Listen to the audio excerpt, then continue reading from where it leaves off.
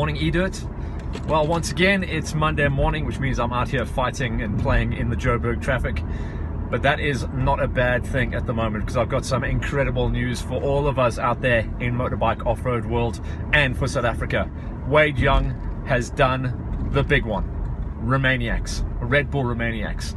Now, although Wade has taken some incredible wins locally and internationally, this was the one that he's wanted since probably the very beginning of his career.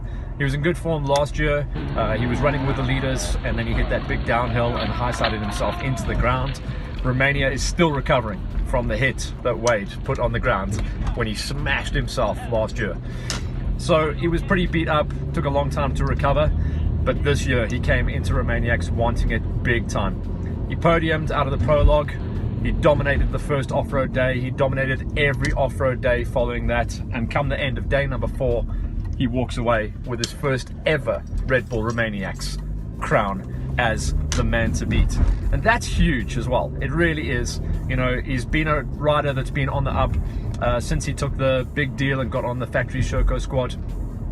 He's wanted to really justify the ink that he put down for the contract, and he has. You know, he's taken podiums, he's taken a couple of wins along the way, but he wanted to take the big ones. And from now on, Wade is more than the threat he's been in the last few years. He's a real challenger for the future of WES and the World Enduro Super Series.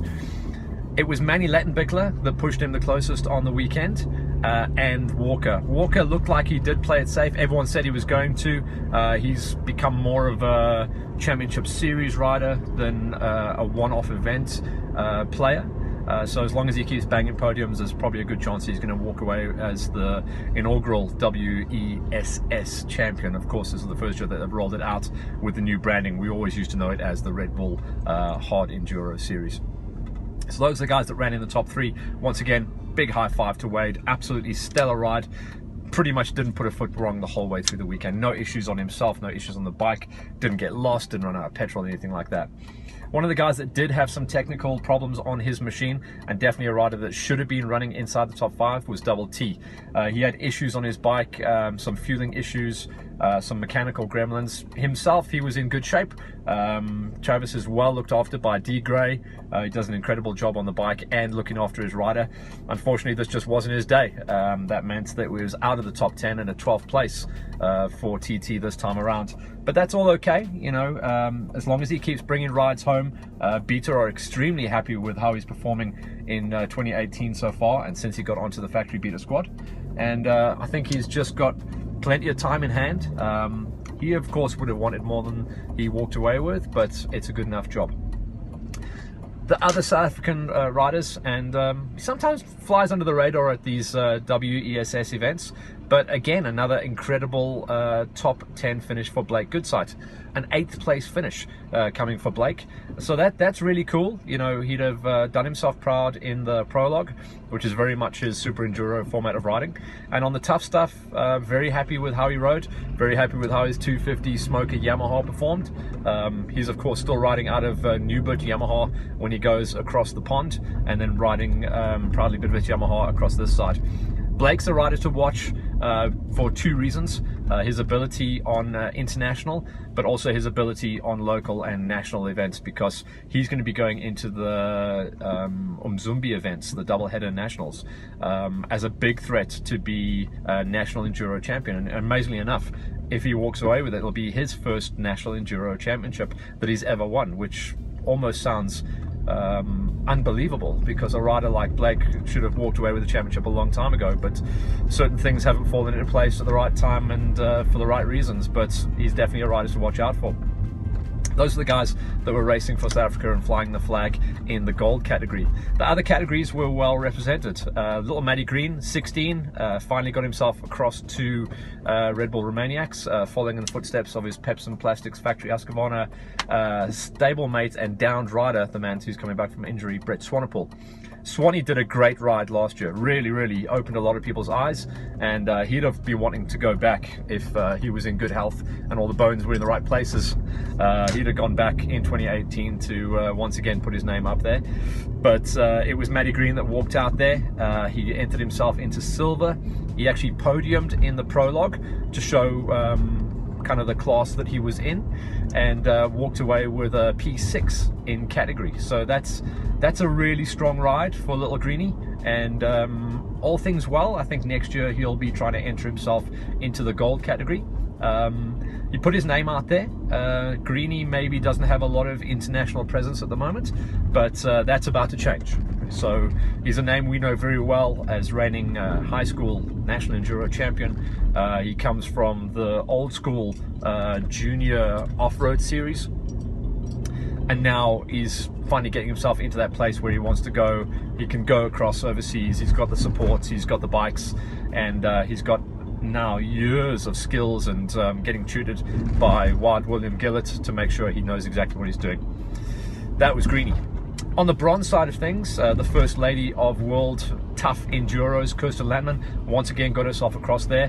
For the last couple of years at Romaniacs, she's been championing the KTM freeride.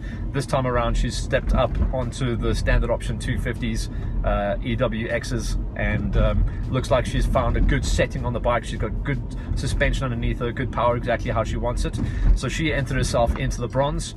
14th place overall in the bronze category. That's good for her, and I think it did put her as the leading lady once again. So on World Enduro, Kirsten Landman is still flying the flag for ladies, for South Africa, and for KTM. So it's all good news.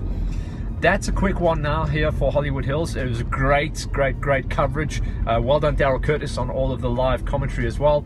Very entertaining. He knows his stuff as well. He gets out there, he rides it. He's got great background for the riders, and I've got nothing but respect for Daryl in the job that he does for that. It's brilliant. I'd love to get across to Romaniacs one day, but I don't think I've got enough information. But I obviously keep my finger on the pulse and know what's going on with a lot of the riders out there. So it's very fun for me and very entertaining. So well done to Daryl. Well done to Red Bull, and well done once again to Romaniacs, who have put out what was touted as the toughest first off-road day. That was essentially day 2, day 1 being the prologue. They put out the toughest day number 1. You know, the guys were out there for hours and hours and hours, just suffering in the Carpathian Mountains. So what's coming up next? There's quite a few things happening as we move across into August. This coming weekend, it's the next round of the National Off-Road Cars. It's the next round coming up also for Low-Felt Enduro. August has also got the next round of the National Motocross. That's down in Cape Town. There's a ton of things that are coming around the bend. GXCC's coming thick and fast now. We're moving forward into round 5. Yeah, I had to confirm that. Round 5 of the GXCCs, that's going to be coming around the bend as well. And watch out for social media, because entries should be opening probably at the end of this week. If not, then it's going to be on Monday. But yeah, very busy beginning and all the way through August. August ends for the motocross guys with the Motocross of African Nations up in Zambia. Yeah, there's tons and tons of stuff happening, and we are now getting into that almost the beginning of the final quarter of the championship. So a lot of fun things around the corner, but for now we'll sign off. It was a great Red Bull Romaniacs as always, and South Africa now has a new champion. Other story to mention, by the way, for the first time ever, Graham Jarvis had to pull out and retire and didn't get a finish for Red Bull Romaniacs. That's the first time that's ever happened since he's entered the event.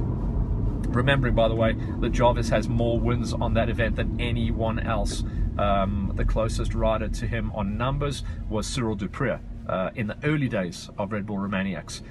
Walker's taken one, now Travis taken one, Birch has taken one. A lot of riders have taken one win, but yeah, Jarvis, big story, and Taddy, they both bowed out of it, just to show how tough this year's event really was.